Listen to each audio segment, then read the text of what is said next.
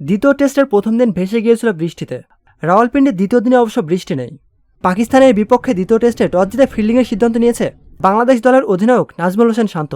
বল হাতে শুরুটাও হয়েছে দুর্দান্ত। দীর্ঘদিন ধরে কাঁধের চোটে ভুগছিলেন তাসকিন আহমেদ। প্রথম টেস্টে ছিলেন না এই পেসার, তবে একাদশে ফিরে দুর্দান্ত শুরু করেছেন এই ডানহাতি পেসার। ফেরার ম্যাচে ইনিংসের প্রথম ওভার করতে এসে উইকেটের দেখা পেয়েছেন তাসকিন। প্রথম ওভারের শেষ বলটি গুড লেন্থে করেছিলেন তাসকিন। সেখানে সামনের পায়ে ভর করে ডিফেন্স করতে যান আবদুল্লাহ শফিক। দুর্দান্ত সুইংয়ে লাইন মিস করেন এই ওপেনার। তার ব্যাট আর প্যাডের ফাঁক দিয়ে বল আঘাত আনে স্টাম্পে। রানের খাতা খোলার আগেই উইকেট হারিয়েছে পাকিস্তান। বাংলাদেশের জন্য দুর্দান্ত শুরু এনে দিয়েছেন তাসকিন। এরপর পাকিস্তানি ব্যাটাররা প্রতিরোধ গড়ে তুললেও মধ্যাহ্ন বিরতির পর ব্যাট করতে এসে আরও 2টি উইকেট হারায় তারা। স্পিনার মেহেদী হাসান মিরাজের স্পিনের সামনে অসহায় আত্মসমর্পণ পাকিস্তানি ব্যাটারদের। নিয়মিত খেলাধুলার আপডেট জানতে আমাদের সাথেই থাকুন। এতক্ষণ আমাদের সাথে থাকার জন্য আপনাকে জানাচ্ছি বিশেষ ধন্যবাদ।